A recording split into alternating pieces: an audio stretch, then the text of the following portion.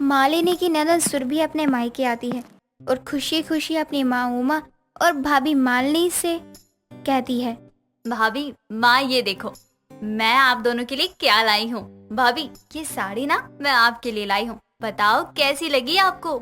कैसी लगी? अरे ननद जी, ये तो कितनी महंगी लगती है। बिना बताए ही ले आई हो क्या ये सब हमारे लिए? क्योंकि ससुराल से मायके के लिए इतना सब तो नहीं मिलता है। हाँ बेटा, काफी महंगी साड़ियाँ लगती है। तेरी सास ने तुझे कहा तो नहीं ना? या फिर तू वहाँ सबको दबाती है और अपनी मनमानी चलाकर ले आई हम सबके लिए ये सब? माँ भाभी आप भी ना कैसी बातें करती हो। अरे जैसे ये सब आपको इतना महंगा लग रहा है ना, ठीक वैसे ही सब मुझे भी महंगा लग रहा था, और मैंने तो कुछ लिया भी नहीं। आपने नहीं लिया तो ये सब क्या आपकी सास और पत्नी ने दिया है कि जाओ अपने मायको वालों पर खर्च करो? और नहीं तो क्या भाभी, आपको पता नहीं है कि मेरी सास और मेरे पति कितने अच्छे हैं।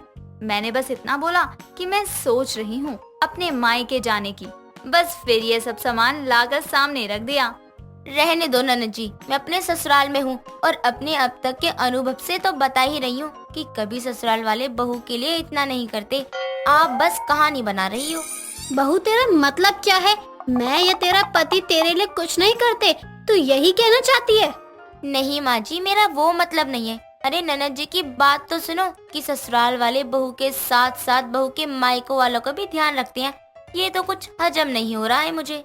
माँ भाभी बुरा मत मानना, लेकिन आपके ससुराल वाले ऐसे निकल गए तो अब इसमें मैं क्या करूँ। लेकिन मेरे ससुराल वाले तो बहुत अच्छे हैं और मेरा पति तो मुझ पर जान छिड़कता है। सुरभि बात कर ही रही होती है कि तभी उसके पति का फोन आ जाता है और वो बात करने के लिए एक तरफ चली जाती है। ये देखकर मालिनी अपनी सास से कहती है, माँ जी, ननद जी के ससुराल वाले तो कुछ ज्यादा ही अच्छे हैं। हाँ तो अच्छी बात है ना कि उसके ससुराल वाले अच्छे हैं। अरे बहू, तेरी ननद अपने ससुराल में खुश है और बस हमें इसके अलावा क्या ही चाहिए। जाकर सुरभि के लिए कुछ खाने का बना दे। मैंने इतनी जिद करके ननद जी की शादी करवाई, लेकिन मुझे क्या पता था शादी के बाद तो ननद जी की पूरी जिंदगी ही बदल जाएगी। यहाँ मैं इस नरक से ससुराल में दिन पर दिन रोज घिसती जा रही हूँ और वहाँ ननद जी ऐश कर रही हैं। मालिनी को अपनी ननद की खुशी बर्दाश्त नहीं हो रही थी। कुछ दिनों के लिए सुरभि अपने मायके ही रुकने वाली थी। एक दिन मालिनी अपनी ननद के कमरे में जाती है और अपनी ननद से कहती है, ननद जी चलो एक प्रैंक करते हैं। प्रैंक? कैसा प्रैंक और किसके साथ करना है प्रैंक? अंकित जी के साथ प्रैंक करते हैं। देखो अभी आप उन्हें कॉल करना और कॉल करके बोलना कि आज मुझे अपने मायके में पुराना आशिक मिल गया, मैं उसके साथ आज पानी पूरी खाने भी गई थी। क्या बोल रही हो भाभी? अंकित जी बहुत सीधे इंसान हैं, आप क्यों उनके साथ प्रैंक करना चाहती हो? अरे हाँ, आपके अंकित जी का सीधापन ही तो देखना है। चलो कॉल करो। मालिनी सुरभि की सारी बातों को टालती रहती है, लेकिन फिर भी मालिनी सुरभि से अंकित को कॉल करवा ही देती है। तभी सुरभि अंकित से कहती है, अंकित जी, आज मुझे मेरे मायके में ना पुराना आशिक मिला था, मैं उसके साथ अभी पानी पूरी खाकर आ रही हूँ। सच में वो बहुत अच्छा है। ये तुम क्या बोले जा रही हो? तुमने तो कहा था कि तुम्हारा कोई आशिक नहीं है, फिर ये सब क्या है? तुम्हें हमारे रिश्ते की जरा भी नहीं पड़ी है क्या? मुझे ऐसी बात बिल्कुल भी पसंद नहीं आ रही है तुम्हारी। मैं तो वही सब बता रही हूँ जो हुआ है। अगर यही सब बातें आपको कहीं और से पता चलती तो बुरा लगता ना, इसलिए मैंने खुद ही बता दी। क्यों, आपको विश्वास नहीं हो रहा मुझ पर? मुझे तुमसे कोई बात नहीं करनी है, फोन रख रहा हूँ मैं। इतना बोलकर अंकित कॉल कट कर देता है। अंकित के कॉल कट करने के बाद सुरभि मालिनी से कहती है, देखा ननद जी, आप कितना यकीन करती हो अपने पति को लेकर, लेकिन यहाँ तो विश्वास की एक डोर भी नहीं है। भले ही तुम्हारे भैया मेरे लिए इतना कुछ नहीं करते हैं। प्यार तो अंकित भी करते हैं, लेकिन अभी ना वो शायद काम में बिजी होंगे। और बात भी तो देखो ना भाभी कैसी थी, बुरा तो लगना बनता ही है।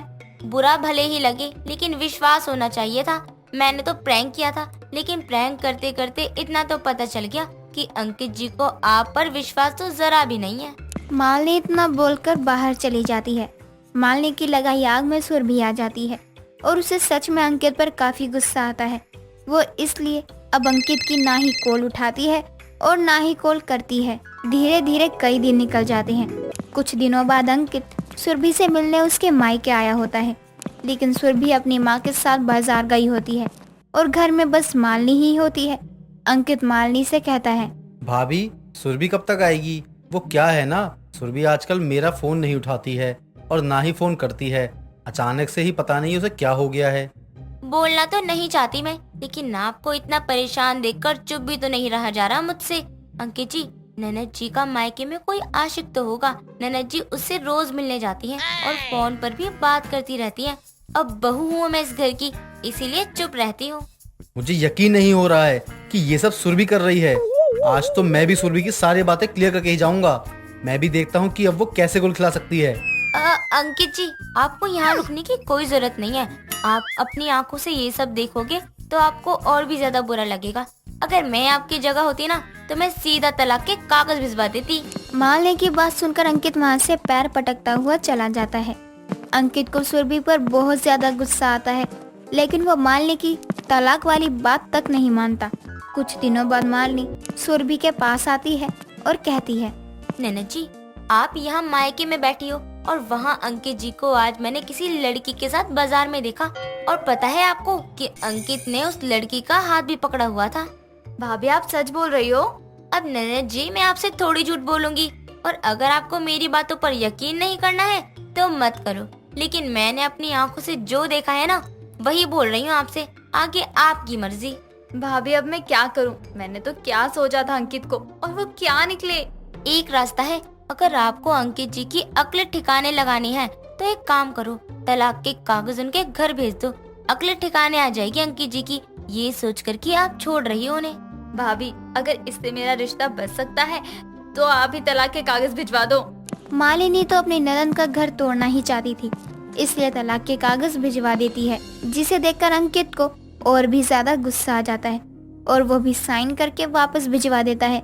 मालिनी तो अपनी ननद का तलाक करवा ही दिया था, लेकिन अंकित की माँ सुलोचना, उसको ये सब पसंद नहीं आता और वो एक दिन अंकित के साथ सुरभि के मायके चली जाती है और वहाँ जाकर सबको बुलाती है और कहती है, बहू तू मायके क्या गई, सीधे तलाक के कागज ही भिजवा दिए। अरे हमने तुझे किसी चीज की कोई कमी रखी थी क्या, जो तूने तलाक ले लिया मेरे बेटे से? माँ जी, आपके बेटे की करतूतों ने मुझे तलाक लेने पर मजबूर किया है। बताओ, पता ही नहीं कौन कौन सी लड़कियों के साथ घूम रहे थे। अच्छा जी, खुद को बचाने के लिए मुझ पर इल्जाम लगा लो। भाभी आप खुद ही बताओ, ये अपने आशिक के साथ घूमती है ना, ऊपर से तलाक के कागज भी इसने ही भिजवाए हैं ना। भाभी तुम्हारी तरफदारी क्या करेंगी? भाभी ने ही मुझे तुम्हारी काली करतूत के बारे में बताया है। मैं किसी लड़की के साथ नहीं था, ये झूठ है, बल्कि तुम थी। मेरा भी कोई पुराना आशिक नहीं है, वो तो भाभी ने प्रैंक करने के लिए बोला था। अच्छा, तो मालिनी बहू, ये सब तेरी ही करामात है। तू अपनी ननद का तलाक करवा रही थी? अरे शर्म नहीं आई तुझे? माँ जी, मैं तो बस। बहू तू अब तो कुछ बोल ही मत, क्योंकि अब सबको समझ आ गया है। जो भी अब तक तूने रायता फैलाया है, तू अपनी ननद का तलाक करवा रही थी ना। निकल जा मेरे घर से। ये सब बात मैं अपने बेटे को बताऊंगी, फिर देखते हैं कि तेरी शादी टिकती है या नहीं।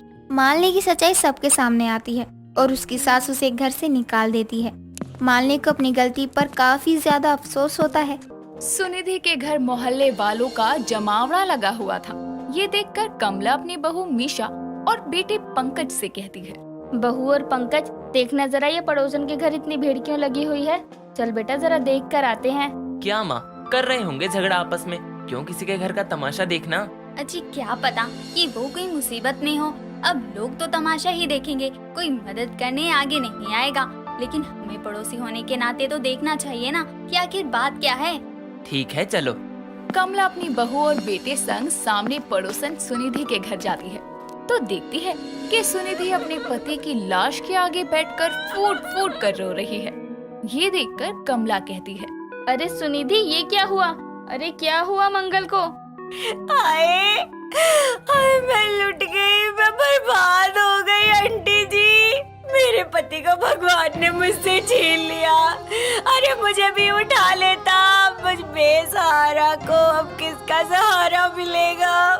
अरे सुनिधि जी, लेकिन आखिर हुआ कैसे ये सब? पंकज जी, अभी कुछ देर पहले हम दोनों ने खाना खाया था, जिसके बाद ये कमरे में सोने चले गए और फिर मैं इनके लिए दूध लेकर कमरे में गई तो ये सोए हुए थे। मैंने इनको जगाने के लिए आवाज लगाई तो इन्होंने कोई जवाब नहीं दिया। इनके पास गई तो कुछ बोले नहीं।